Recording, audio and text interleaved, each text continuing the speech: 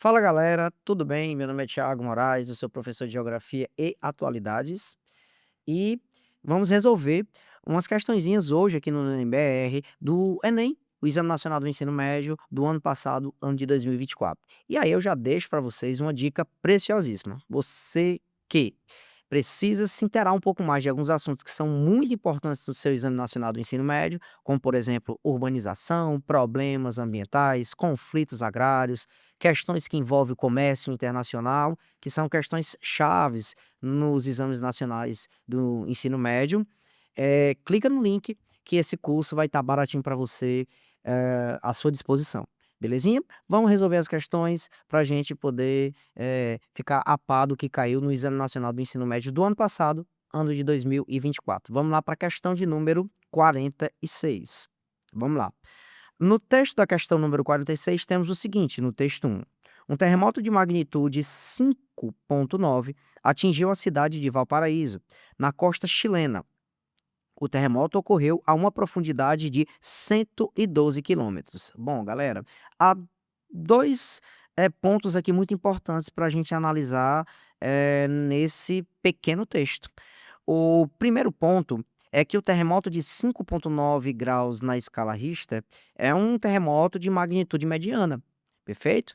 Principalmente tendo em vista que nós estamos falando do Chile, que é um país que está ali bem na borda da placa Nazca Sul-Americana, juntamente à placa do Pacífico. Ou seja, o Chile se encontra numa região de encontro de placas tectônicas. No caso, a placa sul-americana, que é uma placa continental, encontra-se com a placa do Pacífico, que é uma placa oceânica. Especificamente, a placa do Pacífico acaba sendo uma placa um pouco mais pesada, tendo em vista que, além do peso do bloco litosférico, nós ainda temos o peso da água do Oceano Pacífico sobre essa placa tectônica. Perfeito, e a gente vai entender por que que eu passei essa informação para você, tá? Então, nesse texto, nós já temos informações preciosas.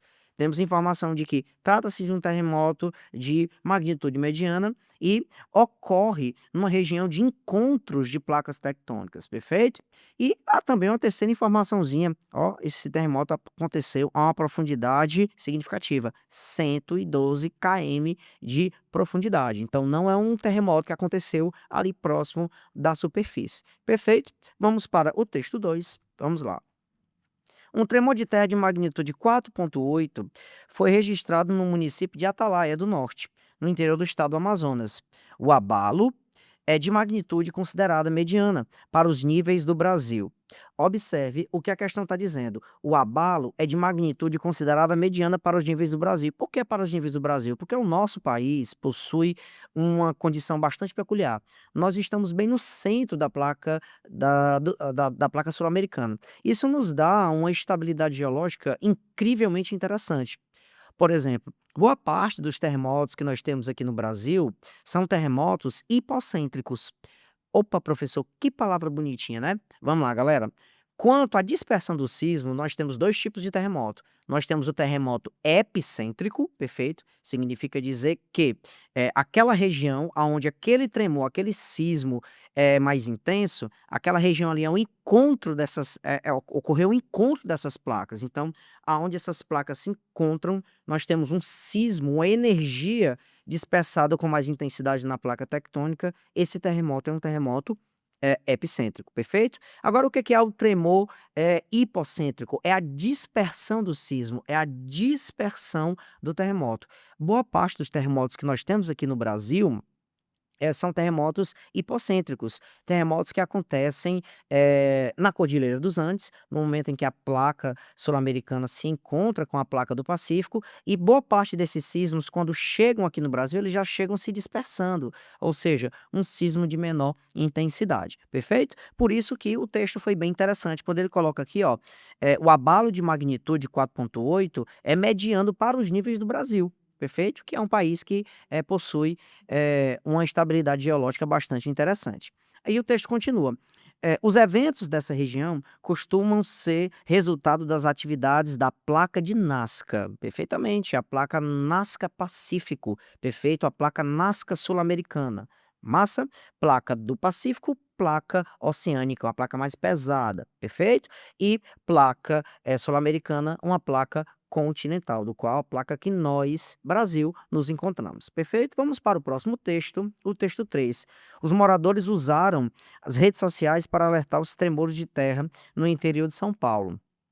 As atividades foram registradas nas cidades de Júlio Mesquita e Guambie Guaimbê e tiveram magnitude 3 na escala Richter, o que é considerado pequeno e sem previsão de danos. Moradores do interior de São Paulo relatam tremor de terra. Então, olha só que interessante, galera. Vamos voltar para os textos que tem informações bem massa para a gente conseguir concluir essa questão. Vamos para o texto 1. Olha só, a magnitude do terremoto no texto 1, em Valparaíso, território chileno, 5,9.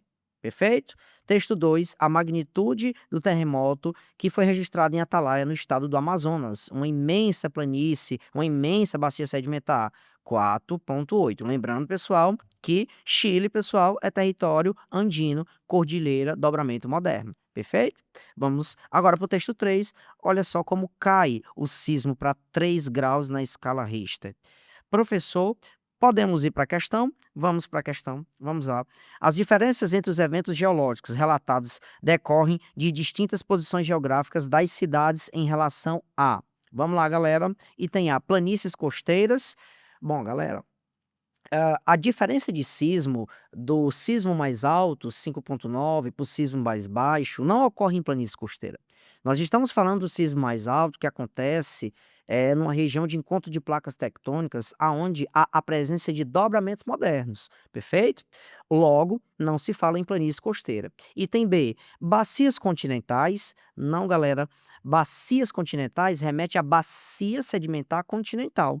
Perfeito? Não é o caso especificamente da Cordilheira dos Andes, que é um dobramento moderno. Perfeito? Item C, zonas de subducção, tá? Zonas de subducção.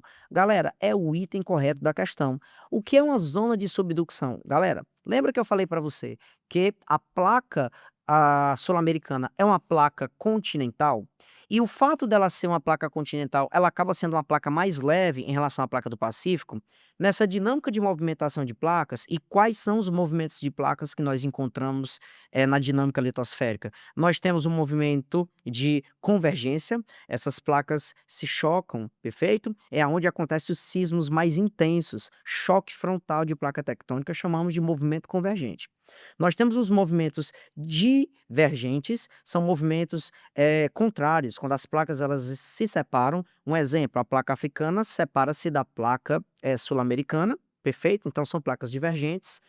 Geralmente entre essas placas formam-se dorsais, e nós temos uma imensa dorsal entre a placa sul-americana e a placa africana. E nós temos um outro movimento chamado de transformante ou transpassante, a depender do livro. É o movimento em que a placa ela possui um movimento vertical, onde as bordas dessa placa, dessas duas placas, acabam entrando em choques, que podem ser primários ou secundários, formando pequenos abalos sísmicos na região, perfeito? Especificamente, o caso chileno, em Valparaíso, nós temos o choque de duas placas, em que a placa do Pacífico, ela entra embaixo da placa sul-americana. Ali nós temos uma área de convergência de duas placas. E aí a pergunta é: professor, por que que a placa do Pacífico ela entra embaixo da placa sul-americana? Muito simples, porque a placa do Pacífico ela é mais pesada, tendo em vista que nós temos o peso da água oceânica e o peso da placa litosférica, perfeito? E aí acaba proporcionando a elevação da borda da placa sul-americana, formando aquela cordilheira maravilhosa, classificada como Cordilheira dos Andes, geologicamente classificada como um dobramento moderno. E subducção nada mais é o termo utilizado para áreas onde nós temos placas tectônicas que entram embaixo da outra, especificamente a placa mais pesada entra embaixo da placa mais leve, erguendo sempre a placa mais leve verticalmente, perfeito? Esse movimento de subducção, ele é proporcionado, obviamente, pela movimentação das células de convecção magmática que nós temos abaixo das nossas placas tectônicas, nesse movimento maravilhoso chamado de deriva continental. Perfeito, galera? Essa é a questãozinha número 46 de Enem do ano passado. Valeu!